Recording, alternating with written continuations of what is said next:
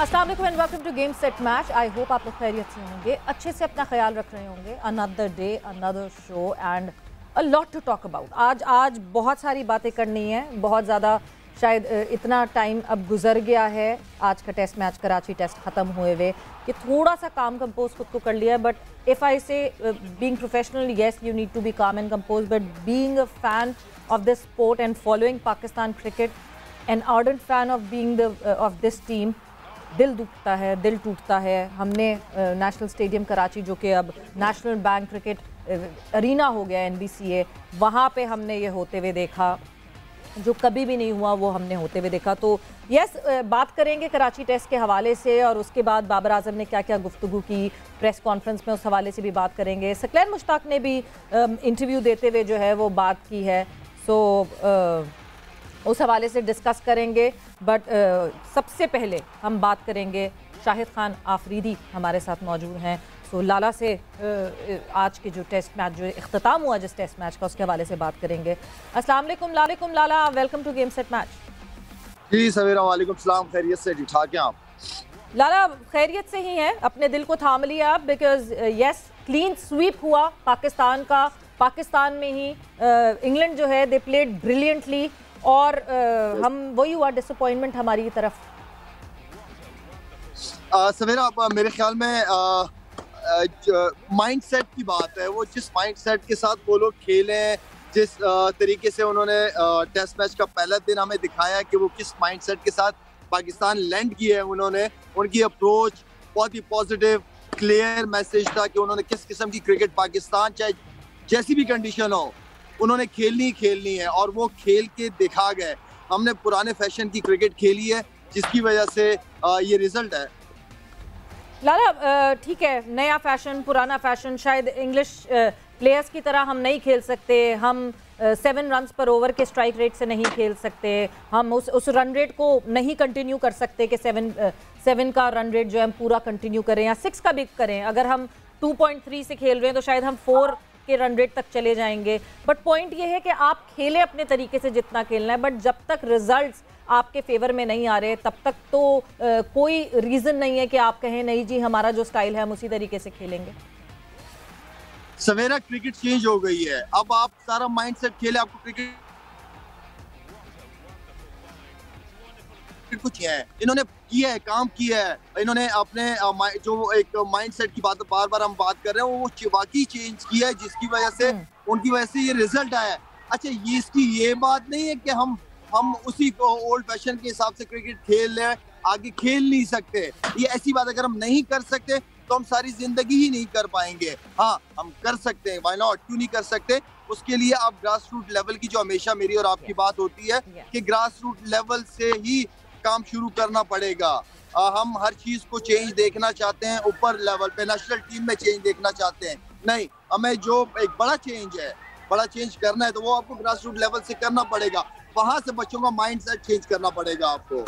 बिल्कुल लाला, मैं इस बात से अग्री करती हूँ। हम बार बार कहते हैं कि नहीं जी, टीम पाकिस्तान ऐसे खेलने लगे, टीम पाकिस्तान जारहाना खेलने लगे, मगर फिर हम डाउन दी ऑर्डर, हम अपने ग्रास रूट लेवल पे जाते हैं, हम बात करते हैं डोमेस्टिक में किस तरह खेला जाता है। ये जो हम बेसबॉल अप्रोच मुसलसल इसकी बात करते हैं।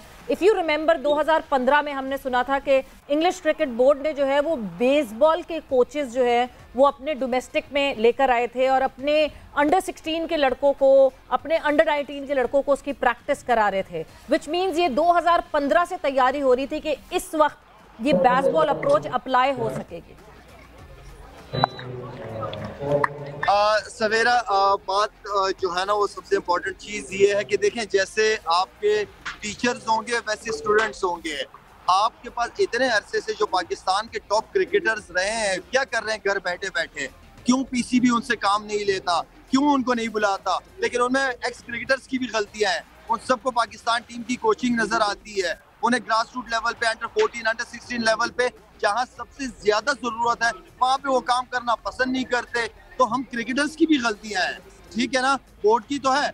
लेकिन देखें, जब अब मसला ये कि जब किसी सिस्टम को आप शुरू करते चलना, अब मुझे नहीं पता कि रमीज भाई इस चीज को कंटिन्यू कर रहे हैं, नहीं कर रहे हैं। नए चेयरमैन आएंगे, नया चेयरमैन आएगा, ये जितने भी जो रमीज भाई ने चीजें बनाई हुई है, अब ये सारी डिलीट हो जाएंगी। अब नजम सेठी आएंगे, कोई और आएगा, XYZ जो भी आएंगे, वो नई चीजों के साथ आएंगे, फिर हमें जीरो से चीजों को शुरू करना पड़ता है।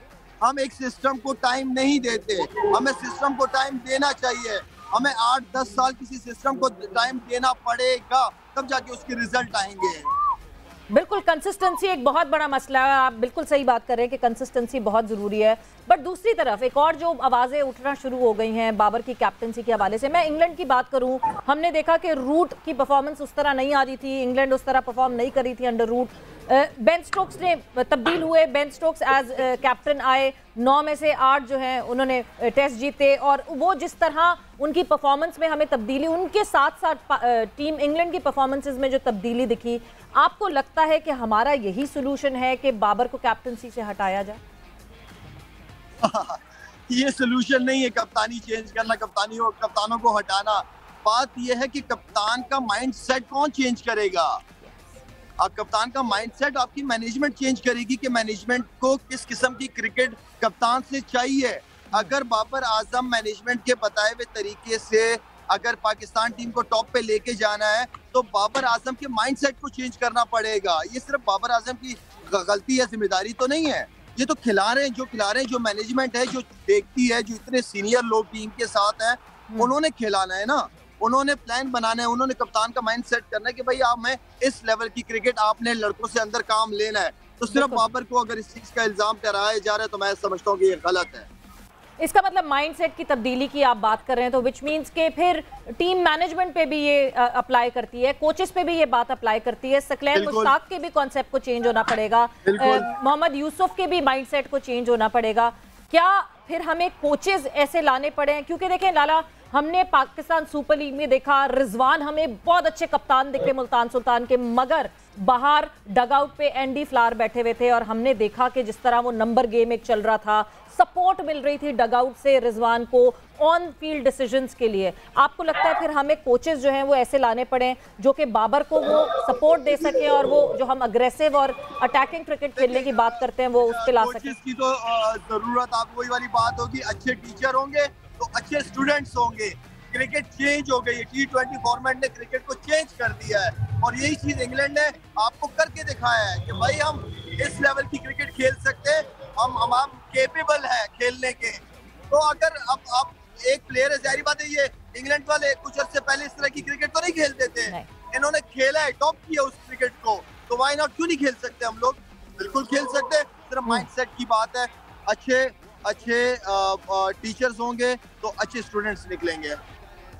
लाला, यानी कोचेस तब्दील होने चाहिए, बिकॉज ये बेन स्टोक्स अकेले नहीं, ब्रैंडन मैकलम भी है बैकग्राउंड में। देखें, अगर यही कोचेस आपको अगर क्रिकेट को चेंज कर सकते हैं, नई क्रिकेट अडॉप्ट कर सकते हैं, तो ठीक है। अगर नहीं कर सकते तो आपको फिर समझदार लोगों को जो पाकिस्तान टीम को आगे तक लेके जाए, टॉप 3 के अंदर लेके आ सके, तो जाहिर बात है आपको उनकी जरूरत पड़नी है। इंग्लैंड रवाना होगी और न्यूजीलैंड पहुंच जाएगी पाकिस्तान, हमारा ऊपर तली जो है ये दूसरी सीरीज शुरू हो जाएगी। क्या आप एक्सपेक्ट करते हैं चेंजेस होनी चाहिए टीम में? क्या चेंजेस आपको लगता है, किसके ऊपर ज्यादा फोकस होना चाहिए? बिकॉज आज एक बहुत इंपॉर्टेंट बात की बाबर आजम ने, एक्सपीरियंस नहीं है हमारे पास, मगर डोमेस्टिक में एक्सपीरियंस बैठा हुआ है, आप सिलेक्ट नहीं कर रहे। देखिए, एक्सपीरियंस बात यह है कि आप ढाई बॉलर या ज्यादा चले 3 कर दे, 3 बॉलरों से आप 20 विकेटें किस तरह ले सकते हैं? 20 आउट, वो भी इंग्लिश प्लेयर, आप कैसे आउट कर सकते हैं? yes. हमने अपनी बैटिंग लाइन इतनी लंबी कर दी है, बैटिंग लाइन आपकी लंबी हो गई है, रिजल्ट क्या आ रहा है कि हम 300 रन नहीं कर पा रहे। तो आई मीन कि आपके पास ये 5 जेन्युइन बैट्समैन के बाद छठा मोहम्मद रिजवान, ठीक है, ये आपके 6 जेन्युइन बैट्समैन हो गए आपके। उसके बाद आपकी बॉलिंग स्टाइल है, आपको जेन्युइन, आधा सीधर आधा पटेर वाला काम नहीं है, वो तो किसी चीज के अंदर जेन्युइन होना। बिल्कुल, हम टेस्ट क्रिकेट की बात करते हैं, ऑब्वियसली स्पेशलिस्ट चाहिए हमें, और वो स्पेशलिस्ट खेलें। बट फिर बार बार लाला, इस सीरीज में हमारे सामने सिर्फ 2 ऐसे प्लेयर्स जो हैं जिनका हम नाम ले सकते हैं, एक अबरार, एक सऊद शकील, जिन्होंने जम के और डट के खेला, और वो दोनों डोमेस्टिक के परफॉर्मर हैं। क्या न्यूजीलैंड की सीरीज में हम एक्सपेक्ट करें कि डोमेस्टिक के परफॉर्मर्स हमें खेलते हुए दिखेंगे? बिकॉज बहुत ज्यादा क्रिटिसिज्म हो गई है। देखिए सवेरा, बात ये है ना कि हमारी सिलेक्शन का समझ नहीं है ना। आप मुझे ये बताएं कि धानी किधर है? इतना अरसा आपने टीम में रखा, यंग लड़का है, उसको खिलाओ ना। आपका हसनैन किधर है? यंग लड़के ना, इनकी तो अभी क्रिकेट अभी शुरू हुई है। इतना अरसा पाकिस्तान टीम के बाद है, आपको क्या किसको लाना पड़ा? मोहम्मद वसीम ठीक है, फास्ट बॉलर, उसके अलावा आप वही मशरफ को as a genuine fast bowler खिला रहे हैं, नया बॉल करा रहा है। मेरा मतलब है कि दानी किधर है? इतना अरसा टीम के साथ रहा, किधर चला गया? खिलाओ ना उसको, हसनैन को खिलाओ ना आप लोग।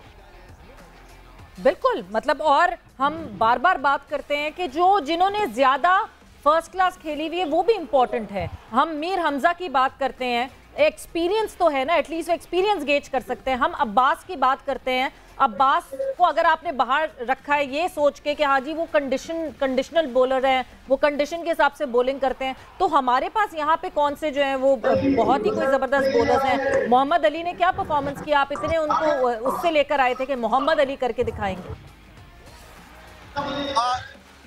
अब आपने एक्सपीरियंस कर लिया, हम फ्लैट विकेटों पे, टर्निंग टैग पे हम खेल गए।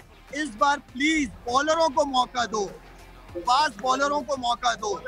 आप थोड़ा सा हल्का सा, अगर हम डोमेस्टिक क्रिकेट के अंदर सीमिंग ट्रैक, बाउंसी ट्रैक बना सकते हैं तो व्हाई नॉट कि हम अपने एक एक्सपीरियंस तो करके देखें ना न्यूजीलैंड के खिलाफ। आप थोड़ा सा फास्ट बॉलर्स को मौका दें, उनकी कंडीशन दें उनको। आप रिजल्ट देखिएगा इंशाल्लाह। बट लाला ठीक है, हम बॉलिंग की बात करते हैं, मगर फिर भी अभी भी कराची टेस्ट की मैं बात करूं तो बॉलर्स ने करके दिया। हमारी सिर्फ क्या थी, 50 की लीड थी, वो हम बहुत आराम से टैकल कर सकते थे, हैंडल कर सकते थे, पर हमारी बैटिंग फिर से कोलैप्स हो गई। बाबर आजम आउट होते हैं और उसके बाद लगता है तितर बितर हो जाती है पूरी बैटिंग। तो आपको लगता है कि बैटिंग को हमें ज्यादा स्ट्रेंथन करना पड़ेगा? हम बॉलिंग का तो रोना रो रहे हैं बिकॉज बॉलिंग हम कहते हैं हमारी स्ट्रांग है, बट बैटिंग भी तो रिस्पॉन्ड नहीं कर रहे। सवेरा वही कह रहा हूँ कि हम आधा तीतर आधा पटेल वाला काम कर रहे हैं। आपके पास 6 जेन्युइन बैट्समैन अगर होंगे और साथ में आपके पास बॉलिंग स्ट्रांग होगी, आप किसी भी पिच के ऊपर अच्छा कर सकते हैं। अब आपके जो बैट्समैन है, जिनकी जिम्मेदारियां हैं, जो डोमेस्टिक क्रिकेट खेल रहे हैं, जिम्मेदारियां तो लेनी पड़ेगी।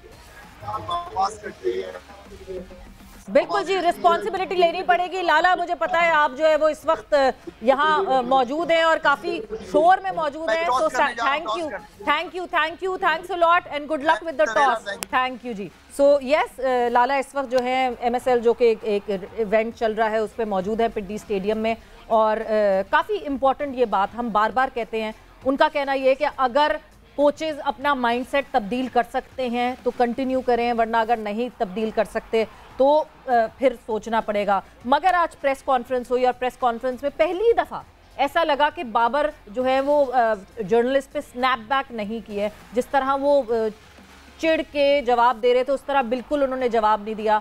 आज अफसुर्दगी दिखी उनकी, वो भी डिसअपॉइंटेड दिखे, बट उन्होंने जवाब क्या क्या दिए आपको सुनाते हैं और दिखाते हैं। मतलब एक जुमले के बाद अगले जुमले में दोनों में इतना तजाद कि फवाद आलम इसलिए नहीं खेल रहे थे क्योंकि वो थोड़ा स्ट्रगल कर रहे थे। कितना 3 टेस्ट मैचेस की स्ट्रगल थी, 3 टेस्ट मैचेस में अच्छी परफॉर्मेंस नहीं दी थी, और उसके बाद अगला ही जवाब कि हाँ जी रिजवान क्योंकि कंटिन्यूसली खेलते हुए आ रहे हैं और परफॉर्म कर रहे हैं तो इस वजह से सरफराज नहीं। तो मुझे ये बात नहीं समझ आती कि आप एक तरफ ये बात करें, दूसरी तरफ रिजवान कि जिस तरह पिछली 10 इनिंग भी हम गिन लें तो वो पिछली 10 इनिंग में भी फेल होते रहे हैं। सो अगर हम उसकी बात कर लें तो फिर एक तरफ ये, दूसरी तरफ इसी तजाद की हम बात करते हैं कि क्यों ये डिफ्रेंसिएशन होते हैं। आप स्क्रीन पे देख सकते हैं कि रिजवान की आखिरी चंद इनिंग्स जो हम दिखा रहे हैं वो मैं आपको बताती चलूं। ऑस्ट्रेलिया के अगेंस्ट 1 और 0 first inning, second inning Sri Lanka 1940, फिर श्रीलंका के अगेंस्ट 24 और 27, फिर इंग्लैंड के अगेंस्ट 29-46, फिर इंग्लैंड के अगेंस्ट 10 और 30 और फिर इंग्लैंड के अगेंस्ट 19 और 7 रन्स। तो जहां हम इतना कम टाइम फ्रेम, फवाद आलम के लिए 3 टेस्ट मैचेस बहुत थे और 3 टेस्ट मैचेस की बुरी परफॉर्मेंस पे उनको रिप्लेस कर दिया गया।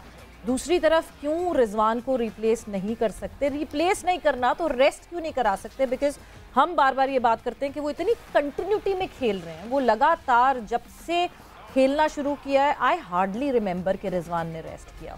तो जब रेस्ट नहीं एक प्लेयर कर रहा तो ऑब्वियसली परफॉर्मेंसेस डिप करेंगे। At the end of the day वो इंसान ही है, वो कोई मशीन तो नहीं है। सो आई होप कि ये सोचा जाए कि रिजवान को भी रेस्ट कराया जा सकता है। एंड जाहिर सी बात है ये सोचना पड़ेगा कि कौन किसको रेस्ट कराया जाए और अब क्या तब्दीलियाँ की जाएं, बिकॉज न्यूजीलैंड का tour is right at the edge. और फर्दर ऑन भी हम डिस्कस करेंगे और डिस्कशन के लिए मेरे साथ मौजूद है senior sports journalist Rashid Shakoor साहब। उनको खुशामदीद कहती हूँ मैं गेम सेट मैच पे। Welcome to the show. बहुत शुक्रिया Sawera. And before we talk any further Rashid साहब, हम जाएंगे एक ब्रेक पर और जैसे ही वापस आएंगे तो अब रशीद साहब का मैं पॉइंट ऑफ व्यू जानना चाहती हूँ कि वो मुसलसल मौजूद थे स्टेडियम में भी, आज प्रेस कॉन्फ्रेंस में भी मौजूद थे। क्या खोया क्या पाया हमने इस टेस्ट सीरीज से after this short break. And welcome back to game set Match. Discussion हमारी हो रही है कराची टेस्ट के हवाले से एंड पाकिस्तान वर्सेस इंग्लैंड की सीरीज़ के हवाले से। ब्रेक पे जाने से पहले लाला हमारे साथ मौजूद थे, उनसे डिस्कशन हो रही थी और अब I will continue my discussion with Rashid Shakoor, senior sports journalist हमारे साथ मौजूद हैं। रशीद साहब, जो हुआ वो हम सब ने देखा, हमने देखा, हमारे सामने की बात है। पाकिस्तान पहली बार अपनी सरजमी पे वाइट वॉश हमें देखने को मिला। कंटिन्यूटी में अपनी सरजमी पे मुसलसल चार टेस्ट मैचेस जो है उसकी शिकस्त हमें देखने को मिली। रिकॉर्ड्स पे रिकॉर्ड्स हमारे अगेंस्ट बने जा रहे हैं। क्या लगता है हमने क्या पाया इस मैच से? खोया तो बहुत कुछ है, पाने में मुझे सिर्फ एक अबरार दिखते हैं, आपको कुछ और दिखता है? देखें, बहुत ही मायूसकुन सूरत हाल है, बहुत ही मायूसकुन सूरत हाल है, क्योंकि जो टीमें होती हैं जब अपने होम ग्राउंड पर खेल रही होती हैं तो उनको एडवांटेज होता है कि वो अपनी कंडीशंस को किस तरह यूटिलाइज करेंगी, अपनी स्ट्रेंथ को किस तरह इस्तेमाल में लाएंगी, अपने वसाइल को किस तरह इस्तेमाल में लाएंगे। और उनके लिए एक बड़ा अच्छा मौका होता है कि होम सीरीज़ जो है वो मतलब आप जीतें और अपने एतमाद को जो है वो और बढ़ाएं, क्योंकि जब आप मुल्क से बाहर जाकर खेलते हैं तो आपके अगेंस्ट सारी चीज़ें होती हैं, वहाँ आपको परफॉर्म करना पड़ता है, लेकिन आपकी अपनी कंडीशंस होती है। लेकिन ऐसा लग रहा था कि इस पूरी सीरीज़ में मतलब इंग्लैंड की टीम लग रहा था कि वाज़ेह समत है, उसके पास एक डायरेक्शन है और उसी डायरेक्शन में वो जा रहे हैं, वो जो कुछ सोच रहे हैं उसको इम्प्लीमेंट कर रहे हैं। और उनके जो कोचिंग स्टाफ कह लें या उनके जो खिलाड़ी हैं वो एक पेज पे थे, एक सोच थी। यहाँ ऐसा लग रहा था कि मामला बिल्कुल तितर बितर है। और ये हमारी एक हिस्ट्री है पाकिस्तानी क्रिकेट की कि अगर हम एक आध मैच में हारते हैं तो फिर पैनिक बटन दब जाता है और उसके बाद जो है वो एक शोर शराबा होता है कि ये क्या हुआ, ये क्या हुआ, टीम बदल दो, खिलाड़ी बदल दो, बोर्ड बदल दो। तो ये इसी उलझावे में ये सारी चीज़ें चलती गई। पिंडी टेस्ट जिस तरह मतलब हम जीत सकते थे, पोजीशन ऐसी थी कि हम उस मैच में वापस आ सकते थे, नहीं हुआ। मुल्तान बड़ा अनफॉर्चुनेट रहा। लेकिन कराची जो टेस्ट मैच था वो एक ऐसा मतलब नेशनल स्टेडियम हमारा एक गढ़ है जिसको हम कहते हैं कि जी 44 टेस्ट हो गए, हम सिर्फ 2 टेस्ट मैच हारे थे। और एक इंग्लैंड की टीम थी जिसने पहली मरतबा यह इसी नेशनल स्टेडियम में मैं भी मौजूद था बहुत से साथियों के साथ कि अंधेरा हो गया था बिल्कुल, लेकिन उन्होंने कहा था कि नहीं हम मैच जो है वो मतलब जीत कर ही जाएंगे। तो नासिर हुसैन की लेफ्ट साइड थी वो, नासिर हुसैन कप्तान थे जिसमें। जी बिल्कुल, नासिर हुसैन कप्तान थे और रमजान था और अफ्तारी यानी रोजा खुल गया था, अंधेरा बिल्कुल, यानी ऐसा लग रहा था कि ये कोई नाइट मैच है कि जो अब इंग्लैंड की टीम जीत रही है। लेकिन आज उन्होंने दिन की रोशनी में जो है वो पाकिस्तानी टीम को तारे दिखा दिए। 38 मिनट का सिर्फ खेल हुआ। मैं हमेशा एक बात जो मेरे जहन में आई वो ये थी कि 17 साल के बाद इंग्लैंड की टीम पाकिस्तान के दौरे पर आई थी, लेकिन उसने 12 दिन और 38 मिनट की क्रिकेट के अंदर जो है वो सब कुछ अचीव करके वो वापस गए। बिल्कुल बिल्कुल ऐसे ही हुआ। बट रशीद साहब, फिर मैं शायद पाकिस्तान क्रिकेट बोर्ड के डिफेंस में अगर आपसे एक चीज़ पूछूं, आपने कहा कंडीशंस, क्या कंडीशंस बनानी चाहिए पाकिस्तान को? पाकिस्तान की स्ट्रेंथ है क्या? हम देखते हैं इंडिया रैंक टर्नर्स पे जीतती है, बांग्लादेश रैंक टर्नर्स पे जीतती है। क्या पाकिस्तान में अगर रैंक टर्नर बनाया जाएगा, क्या हमारे बैटर्स खड़े हो सकेंगे वहाँ?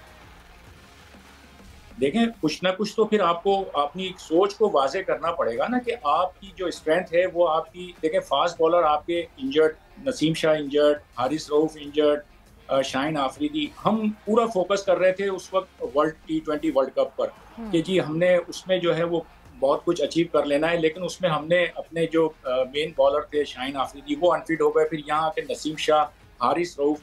तो हम सबसे पहले तो हमें आइडेंटिफाई करना पड़ेगा कि हमारे जो जो प्लेयर्स हैं हमारे पास, जो भी अवेलेबल प्लेयर हैं, उनको हमने तकसीम करना पड़ेगा कि रेड बॉल और व्हाइट बॉल के जो प्लेयर्स हैं वो कौन कौन से हैं। बिल्कुल। चंद एक प्लेयर्स होते हैं हर टीम में, 3-4 प्लेयर ऐसे होते हैं जो नागुज़ीर होते हैं कि जिनको आप कहते हैं कि हर फॉर्मेट के वो खिलाड़ी होते हैं, वो दुनिया की हर टीम में आपको नजर आएंगे। लेकिन बाकी जो प्लेयर्स हैं उसमें हमें करना पड़ेगा कि जी 4 ओवर्स के जो क्रिकेटर को अगर हम 90 ओवर्स पर डे की क्रिकेट में लाएंगे तो उनको 16 ओवर 17 ओवर कितने ओवर करने हैं, क्या वो ये बर्दाश्त कर सकेंगे, लोड बर्दाश्त कर सकेंगे।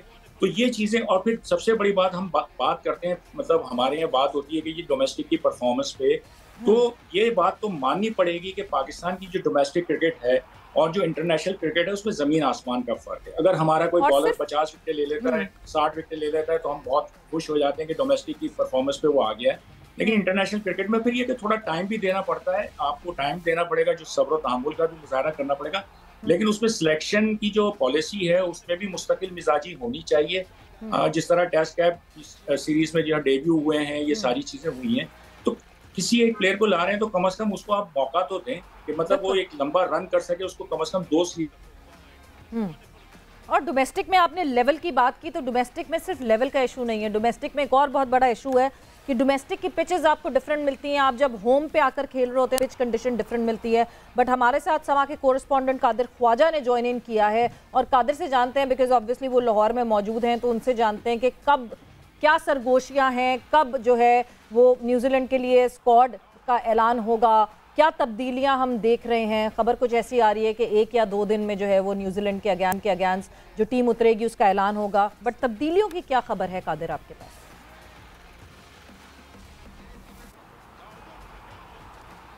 सवेरा देखिए, जब वाइट वॉश हुआ सुबह के करीब और फिर उसके बाद जो सोशल मीडिया पर तूफान बरपा हो गया, बाबर आजम की कप्तानी से हटाने से मुतल्लिक भी काफ़ी ट्वीट्स हमने देखी हैं, काफ़ी सोशल मीडिया पर देखा। उसके बाद सिलेक्शन कमेटी और चीफ सेलेक्टर 2 दिन कबल हैं उनसे और टीम अनाउंस करना चाह रहे थे, लेकिन टीम मैनेजमेंट ने उनको रोका। और फिर पाकिस्तान क्रिकेट बोर्ड के भी कुछ ओहदेदारान जिनकी काफ़ी इन्फ्लुएंस होती है टीम के सिलेक्शन के हवाले से, उन्होंने भी रोका। अब जो हमें पता लगा है वो ये लगा है कि कल या परसों जो है वो टेस्ट स्क्वाड का ऐलान किया जाएगा। आप देखें कि मुतअद्दिद तब्दीलियां होंगी और मोहम्मद रिजवान जिनकी परफॉर्मेंस 12 इनिंग्स में एक भी 50 नहीं है, सिर्फ 2 मरतबा 40 के हिस्से में वो दाखिल हुए हैं, उसके बाद उनकी परफॉर्मेंस सबके सामने है। तो आप ये देखें कि मीर हमजा मजबूत कंटेंडर हैं, और उसके बाद आप देख लें मोहम्मद अब्बास की भी 14 विकेटें थी, और फिर उसके बाद आप ये देखें यासर शाह खास तौर पर तमाम जो जगह है उसमें डिसाइड नाम भी डिस्कस हो रहा है, ये वाला यासर शाह की कमी महसूस हुई है और ये टीम मैनेजमेंट ने भी आगे सिलेक्शन कमेटी को कहा है।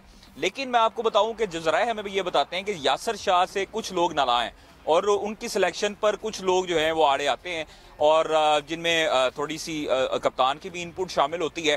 तो आप ये देखें कि उसके बाद सरफराज अहमद का हाथ आ रहा था कि उनको बेंच पर बिठाया जाता है। इस तरह बेंच पर बिठाने से आप ये देखें कि मोहम्मद रिजवान मुतअद्दिद मरतबा नाकाम हुए हैं। 12 इनिंग्स में कोई 50 नहीं है, कोई इतनी बड़ी इनिंग नहीं उन्होंने खेली। T20 वर्ल्ड कप में परफॉर्मेंस उनकी सबके सामने है, लेकिन मोहम्मद रिजवान को रेस्ट नहीं दिया जा रहा क्योंकि मोहम्मद रिजवान ही उनके स्पेशल विकेट कीपर बैटर हैं। बाबर आजम उन पर काफी रिलाई करते हैं, जिस तरह मोहम्मद नवाज की भी डग आउट से और आई थी एक वीडियो कि उन पर भी काफी रिलाई करते हैं।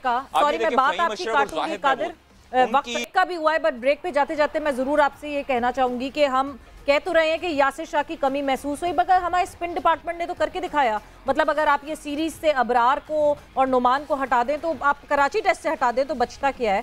सो यस, अगर मैं यासिर शाह की बात करी तो मुझे लगता है उससे ज़्यादा हमें अपने पेस अटैक को देखना पड़ेगा कि कौन से पेसर्स हमें खिलाने चाहिए। बट वक्त एक ब्रेक का हुआ है, ब्रेक पर जा रहे हैं, ब्रेक से वापस आएंगे तो अपनी डिस्कशन को कंटिन्यू करेंगे।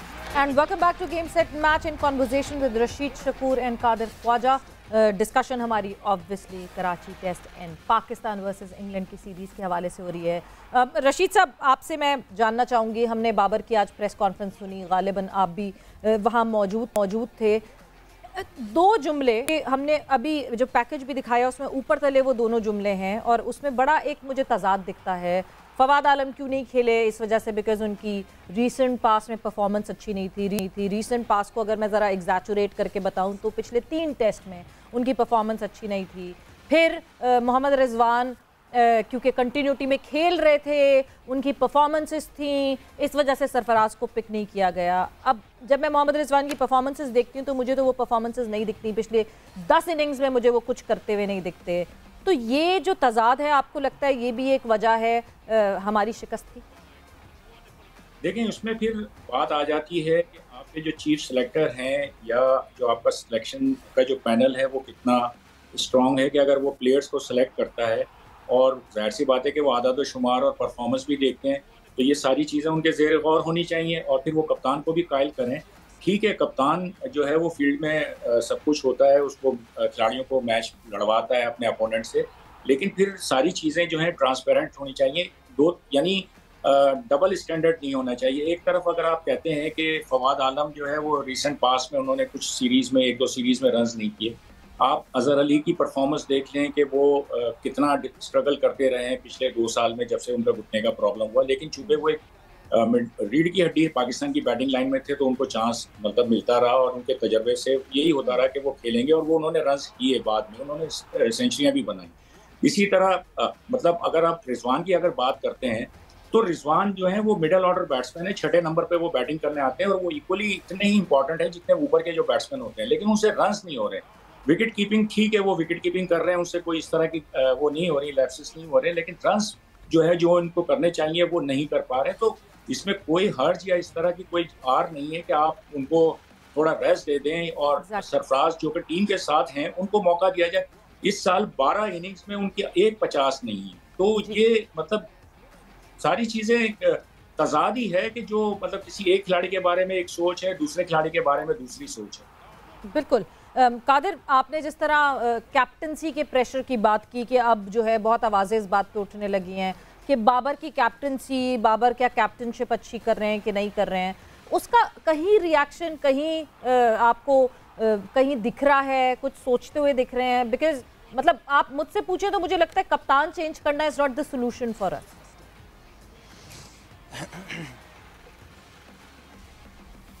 देखिए सवेरा, मैं आपके इस सवाल से पहले मैं अपनी थोड़ा सा आपको बता दूं कि उस्मान सलाउद्दीन, मीर हमजा और उसके साथ साथ जो सरफराज अहमद हैं वो मजबूत हैं, और उसके साथ जो नाम चल रहे हैं वो शाहनवाज दानी और मोहम्मद हसनैन फास्ट बॉलिंग में जो नाम चल रहे हैं। फिर उसके बाद जब मैं आपको बताऊं कि उस्मान सलाउद्दीन का जो हमने जिक्र किया था उसमें उन्होंने 800 से ज्यादा रन बनाए हैं और वो मजबूत उम्मीदवार हैं। उन्होंने पिछली मरतबा जब सिलेक्शन हुई तो तमाम सवालात उनसे पूछे गए, चीफ सेलेक्टर के पास कोई जवाब नहीं था।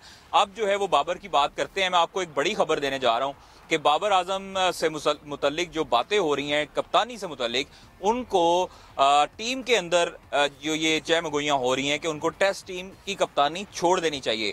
और ये टीम के अंदर जो बातें हो रही हैं वो मैं आपको बता रहा हूँ, जो टीम मैनेजमेंट डिस्कस कर रही है। उन्होंने मुझे जराया ने ये कंफर्म करके बताया कि टीम मैनेजमेंट ने कई खिलाड़ियों से बात की है कि ये कप्तान ये होना चाहिए टेस्ट टीम का कप्तान। अब मैं नाम जो है वो आने वाले कुछ दिनों में आपको बताऊंगा कि किस से बात हुई है और किसको कप्तानी के बारे में कहा गया। अलबत्ता टीम मैनेजमेंट की तरफ से, कोचिंग स्टाफ की तरफ से खिलाड़ियों को कहा गया कि आप कप्तानी के लिए बेहतरीन उम्मीदवार हैं।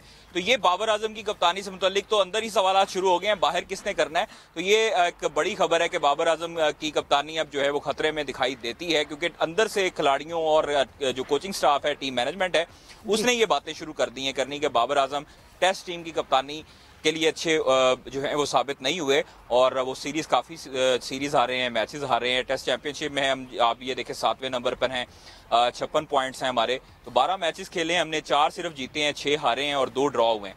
तो ये बाबर आजम के लिए काफ़ी नेगेटिव पॉइंट है। हालांकि उनकी इंडिविजुअल परफॉर्मेंस देखी जाए तो इंडिविजुअल परफॉर्मेंस बेहतरीन है बाबर आजम की, लेकिन वो एज ए कप्तान जो है वो काफ़ी हद तक बुरे साबित हुए हैं। और सोशल मीडिया पर भी आप देख रहे हैं कि तमाम तर जो प्रेशर है वो इस वक्त बाबर आजम के ऊपर है। आज सवाल भी हुआ उनकी कप्तानी से मुतालिक, और जिस पर जो है वो उन्होंने कहा कि जी मेरी कप्तानी पर मुझे कोई मैं इसको एंजॉय करता हूँ। तो ये थोड़ा सा है कि अंदर टीम मैनेजमेंट और तमाम खिलाड़ी से मुराद ये है कि तकरीबन 7 से 8 खिलाड़ियों के दरमियान ये बातचीत हुई है कि जी रशीद साहब जो बात ये कादिर यहाँ पे कर रहे हैं, तो सबसे पहले तो फिर मेरा सवाल ये बनता है कि अगर कोचिंग स्टाफ ये चीज़ पूछ रहा है तो क्या कोई भी जिम्मेदारी, कोई भी रिस्पॉन्सिबिलिटी कोचिंग स्टाफ के ऊपर नहीं आती है? क्या सकलैन मुश्ताक इस शिकस्त के जवाबदेह नहीं है? क्या मोहम्मद यूसुफ इस शिकस्त के जवाबदेह नहीं है? क्या खामोशी से शॉन टेट जो कि साइड पे बैठे हैं वो क्या जवाबदेह नहीं है? देखें, आज जो प्रेस कॉन्फ्रेंस में जब ये सवाल हुआ है बाबर से कि आपकी जो कप्तानी है जी उसकी वजह से आपकी बैटिंग असरअंदाज हो सकती है, भट्टी ये साहब का सारे सवाल था। मामला जी जी। तो जी बिल्कुल। तो उन्होंने कहा कि ऐसा कुछ नहीं है, मैं एंजॉय कर रहा हूँ और मैं जिम्मेदार हूँ, मैं आके मतलब फ्रंट पे खड़ा रहूँगा और मैं हूँ। और मैंने एक सवाल इनसे जो बाबर से किया था वो था कि सकलैन जो हैं वो नो डाउट अपने दौर के बहुत बड़े ऑफ स्पिनर थे और उनकी जो सलाहियतें थी as a spin bowling coach, उन्होंने न्यूजीलैंड में भी फ़ायदा उठाया, श्रीलंका के भी वो कंसल्टेंट रहे या जो सारी चीज़ें रहीं। तो मैंने कहा कि क्या पाकिस्तान को एक फ़ॉरेन जो गैर मुल्की कोच या ऐसे कोच की ज़रूरत नहीं है जो टेक्निकली और इतना यानी साउंड हो और इतना मजबूत हो। तो उन्होंने कहा कि जी कोचिंग स्टाफ जो हमारे कोच हैं वो बेहतरीन है और वो हमें प्लान बना के देते हैं, एग्जीक्यूट करना खिलाड़ियों का काम होता है। तो वो बड़ी खूबसूरती से जो है उन्होंने अपने कोचेस का जो है दिफा किया है। रशीद साहब, वक्त का मुकाबला सख्त। मैं आपसे एक वन लाइनर चाहती हूँ इस बारे में, क्या कप्तान तब्दील करना हमारा सोल्यूशन है? क्या सब सही हो जाएगा बाबर हट जाते तो? देखिए, फौरी तौर पर तो कोई चीज सही नहीं होगी, लेकिन दुनिया में ऐसी मिसालें हैं ना कि टेस्ट देखिए जब भी कोई वाइट बॉल और टेस्ट टीम के खिलाड़ी अलग हैं, तो कप्तानी भी अगर कोई आप समझते हैं कि आपको कोई मौजू आपके सामने प्लेयर नजर आ रहा है तो उसको आप बिल्कुल दें, लेकिन उसको फिर एतमाद भी दें। ये ना हो कि वो भी एक टेस्ट सीरीज हारे और उसके बाद जो है उसको भी आपको कोई नाम दिखता है, आप कोई नाम देना चाहते हैं कि हाँ जी इस बंदे में फिलहाल तो कुछ देखें, फिलहाल माजी करीब में जो है वो इस तरह की भी बातें आती रही कि जी शान मसूद जो हैं वो एक ऐसे खिलाड़ी हैं कि जो मतलब टेस्ट टीम की कप्तानी जो है वो संभाल सकते हैं या वो हैं। तो अब ये बोर्ड के ऊपर होगा, लेकिन किसी भी खिलाड़ी को लाने से पहले जो है ये ज़रूर है कि उसको मुकम्मल तौर पर कॉन्फिडेंस दिया जाए और एक आध नतीजे पर फिर जज्बाती फैसले ना हो और जल्दबाजी के फैसले। इससे ज़्यादा कॉन्फिडेंस क्या दिया जाएगा जब चेयरमैन कहते हैं कि मुझे बाबर से आगे कुछ दिखता नहीं है? दिखने में सामने ऐसे ही लगता है कि सारे डिसीजन सोलली बाबर लेते हैं, मगर पता नहीं अंदर वही कहते हैं ना कि आपका जो अंदर जो हाल होता है वो वही शख्स जानता है कि कितनी कमांड है बाबर के पास और कितनी नहीं है। कादिर, आप कुछ ऐड इन करना चाह रहे थे?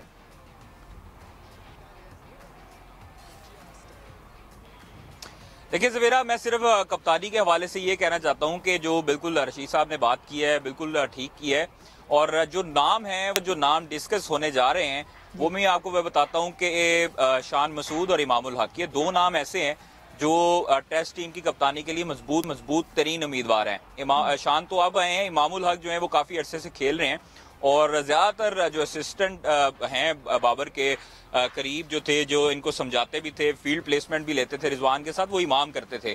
तो उनकी एवरेज भी बेहतरीन है, उनकी परफॉर्मेंस भी अच्छी है और वो कप्तानी की सेंस भी रखते हैं। तो शान मसूद और इमाम ये दोनों बेहतरीन उम्मीदवार हो सकते हैं, लेकिन बाबर का अब ये देखना पड़ेगा कि chairman Pakistan cricket board Ramiz Raja साहब जो हैं वो कितना एतबार दोबारा करते हैं बाबर की कप्तानी के हवाले से। क्योंकि अभी आज तो आए हैं बाबर और इमाम और बाकी जो खिलाड़ी हैं रिलीज कर दिए गए हैं। 23 तारीख को इन्होंने रिपोर्ट करना है कराची में दोबारा से और 24 और 25 को जो है वो ट्रेनिंग सेशन होगा। तो ये अभी ये चीजें जो हैं वो अभी थोड़ी सी चल रही हैं कि व्हाइट वॉश एक 63 साल 62 साल बाद होना।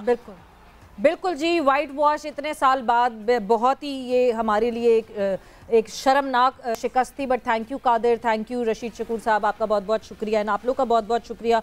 बट येस, चीज़ें देखनी पड़ेंगी, हाउस एंड ऑर्डर करना पड़ेगा। रमीज राजा अभी क्या डिसीजन लेते हैं, मगर कुछ खबरें स्ट्रॉन्ग जो तब्दीलियों के हिसाब से आ रही हैं, वो तब्दीलियां किस तरफ किस करवट क्या रुख लेंगी, उसके बाद ही मुझे लगता है कि कोई डिसीजन होगा या कुछ नहीं होगा। बट उसी के साथ गेम सेट मैच का वक्त यहाँ पे ख़त्म हो गया है। आप लोग अपना ख्याल रखें, कल आपसे फिर मुलाकात होगी। टेक केयर, बाय बाय, अल्लाह हाफ़िज़।